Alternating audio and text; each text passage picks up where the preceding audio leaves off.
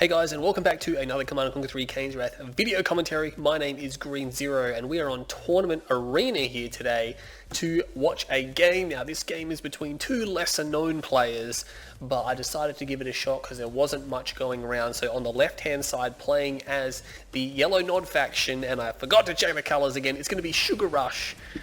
Sugar Rush, of course, being prevalent in the command post area as well, and he's been out and about, so he's starting to get really out there. I'm not 100% sure on how good his skill is just yet. I've never really seen him play, but on the right-hand side, playing as the GDI faction, the Cyan GDI, we have Kazams. I'm not sure if both these players are Russian. I really didn't bother to look. I think they may be GDI Vanilla for Kazams here, and I'm not sure what to expect from this game. I'm hoping it's going to be somewhat competitive. They are more, I would consider, mid-range guys, so we're going to see if they can pull out at least an entertaining game here for us today. Again, I definitely, over the years, I've casted quite a few games and matches where, you know, there's been average players, but the game has been good to watch. It's been fun to watch.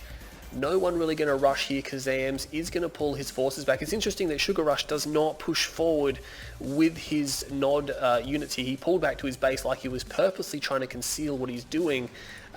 He's just going to eco, so maybe he's just calling the bluff here. He will find a Rifleman squad, but 1v1, the Rifleman squad is always going to win unless the GDI player really isn't paying attention. Second Militant squad, he will not be able to cut off that squad, so Kazams will be able to scout from both directions, and he's going to see, no, in fact, he is upping, and this is bad. You can see right here, he's stalling for his second refinery because he's trying to get a Shredder turret down, so that delayed him, so Sugar Rush definitely not what we consider to be a super high-end player. He's going to try to dig a foxhole, and he does prevent that from happening, so that's nice here. This Harvester just doing the funky chicken dance, and he's not sure if he wants to get in there. Yeah, no, he's going to get in there, so that's fine. If you place the ref down right next to another Harvester, it can do that from time to time, like you put it on top of the Harvester, basically. Kazams, meanwhile, we're not seeing too much, not seeing too quick from him again. Mid-range fight. Hopefully they bring the fireworks, though, give us something interesting. He's actually moved his MCV a little bit, hasn't he? He's moved like a tiny bit. He's just in range here. I mean, the MCV in Kane's Wrath gives a fair bit of build radius here, so he's going to be able to crawl the rest of the way. But just remember, he's against a Nod faction, and that means Catalyst missiles can cause him some issues here if his refineries are too close together. Maybe he'll put a refinery down, then a comm center, and then another refinery or something like that. Unfortunately, you can't crawl with war factories because normally you'd get a secondary war factory, especially on a level like this. It'd be a lot more comfortable as GDI to get the secondary war factory, especially if you're just doing an economic build. If you're doing some other type of rush, that's fine, or some type of push. Kazams is going to go for his blue Tiberium. Sugar Rush not making any attempt to get his. He was very delayed on his MCV move, and that's because he was getting a second war factory down, and he's going to be doing double war factory Scorpions. Is he already sending? Wow, he's already got Scorpions. Look at this guy. Kazams actually sees this, and he pulls his Harvester back only half a load, or just under maybe 45%, and looks like Sugar Rush is going to take his blue tip. Very aggressive here, and the Harvester is going to fall back. He should be able to get it back to the war factory, but no, he's pulling it back to the Predator tank, which is, you know, just as good. He's not really going to have to fight that Predator tank now. Unfortunately, this Harvester still not moving. There we go. He's back on a roll, and he's moving the other one, so he's controlling his Harvesters.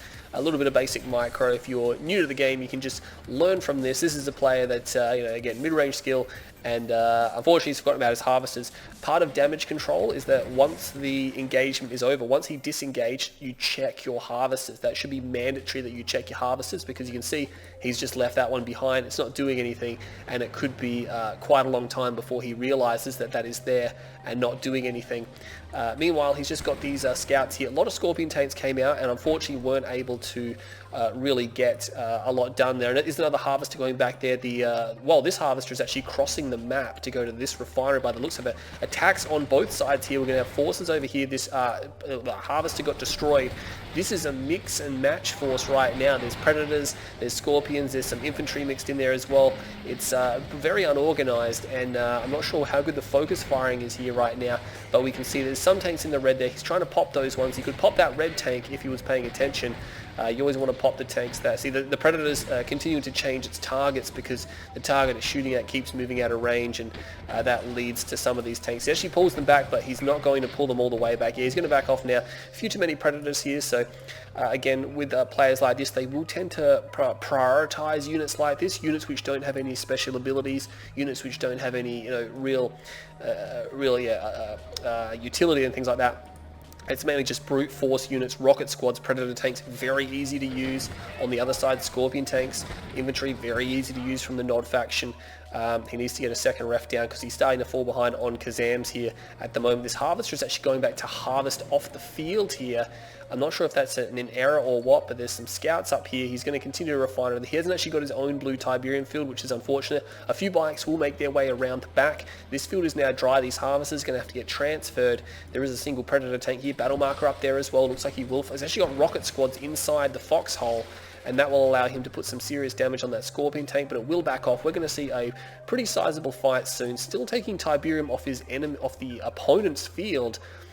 But we have a stealth tower, a disruption tower down here. Again, these guys not too hot on the builds here, stalling on everything.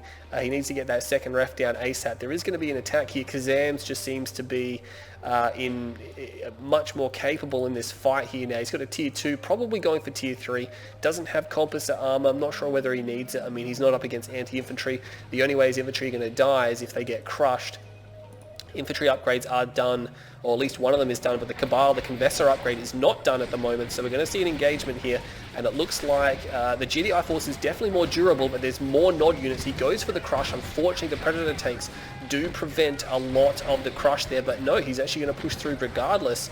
Some of the rocket squads were scattered a little bit there. He did manage to move them out of the way, but Kazams, unfortunately, is going to be routed with the help of the infantry forces there, so that was short and violent. In my opinion there. I mean, most of the Scorpion tanks got traded in that fight. There's a handful of infantry left. The Confessor upgrade is now done, which will make the GDI infantry pretty useless, because once those hallucinogenic grenades come out, the GDI infantry will not only shoot at each other, they'll shoot at their their own vehicles, and your things like Predator tanks and your vehicles will also shoot at them, because they basically become an enemy unit for a short period of time. He's going to push in. He's not going to get that harvester, and unfortunately both these players, whoever is the aggressor, is generally being pushed back with relative ease, I'd say, in this situation. Still continue to use this composition of infantry and predator tanks. We have shadow tanks coming out as well here from Kazams. Sugar Rush is actually going to pull out some shadow teams there from the ability that he can use from the shrine, which he has now sold off. Disruption Tower here will keep him safe. The problem with Disruption Towers is that you never know what's in the area here, and it's just very... And there you go. He puts a scan down, so he realizes what's happening now.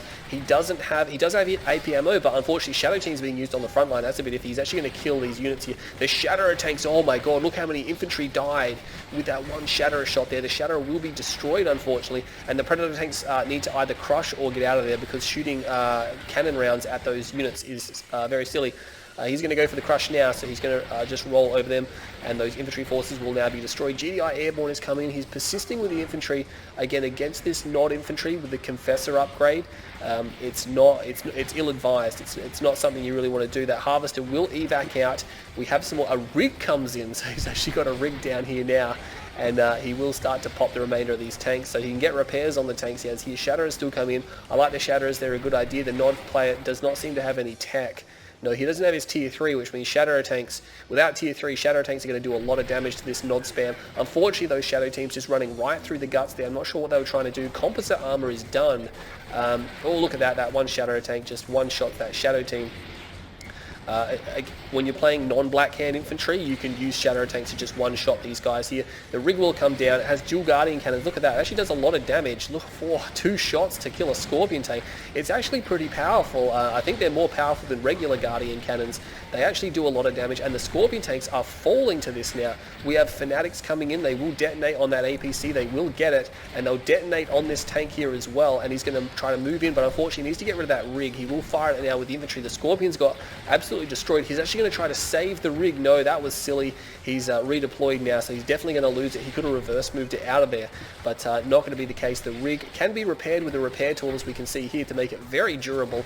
There's actually not enough infantry here. They're having a tough time focusing it down. They are slowly starting to get it. There's some infantry, anti-infantry units here. Will he save the rig? Wow, he's getting close, I think. Oh, he just pops it. But unfortunately, all the infantry are now destroyed. The Black Hand squad will survive the shot from the Shatterer tank there. But the remainder of these forces will be cleaned up. So battle markers over here, it's just blue Tiberium poachers. Meanwhile, Sugar Rush has not even touched his blue Tiberium over here. And Kazams has mined out his whole base. So he's mined out everything. and now he's free to push in. Like he kind of needs to kill Sugar Rush now because he's been taking a lot of losses, and Sugar Rush still has a lot of Tiberium here, which he can produce an army with. A scan will come down. He's actually built no pitbulls at all this game, so he needs to rely on these scans to try to beat this disruption tower here. That Harvester will just ride straight through there, but you know what? That's going to cost him his life.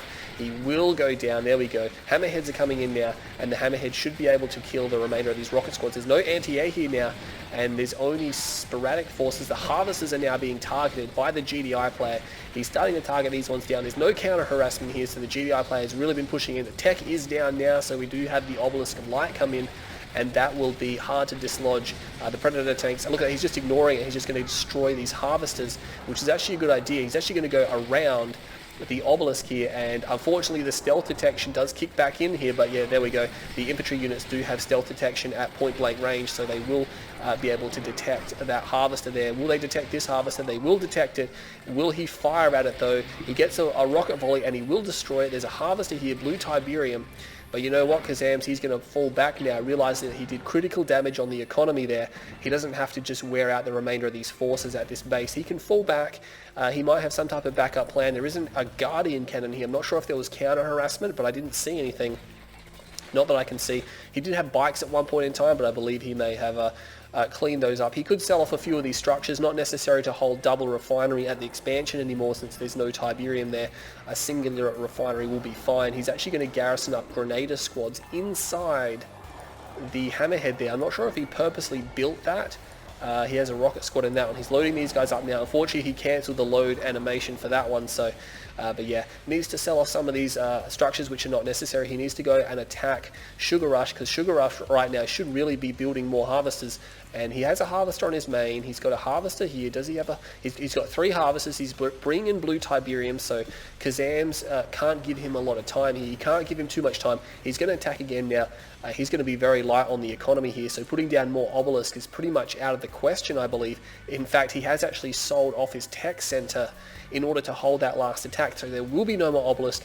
This is smart by Kazams. He's just bypassing the heavily defended area to attack this side. He doesn't need to rush in, but he can just move in and cause damage here. We will see another fight with the infantry. He's going to try to focus down the War Factory, and he's going to switch targets right at the last moment. The Shadow tank there could do massive damage, gets a nice shot off. The APM is trying to dislodge the rest of it. The Predator tanks do get a move order, while the APCs remain on an attack move, which is very well done. Oh, now he's just screwed that up. As soon as I say it, you don't want to have the APCs on a move order because they cannot crush, and they'll actually be more effective if they're stationary when they're firing, so that allows him to clean up. And unfortunately, a move order coming in for the remainder of these forces here, and that Shadow tank will be destroyed.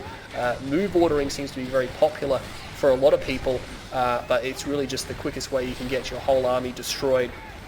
That's something that I see even in pro levels or mid to good range, those players who think they're pro but they're really only just good, they'll do a lot of move ordering, and it just results in just a massacre of their own army. So you've really got to be careful about that. Move ordering the Predators to crush is good, but attack move the APCs. They will fire more efficiently and a lot better target acquisition if they're stationary. If they're moving around, they have to try to move their body and their gun at the same time, and it can be harder for them to orient on the target, which means they fire less.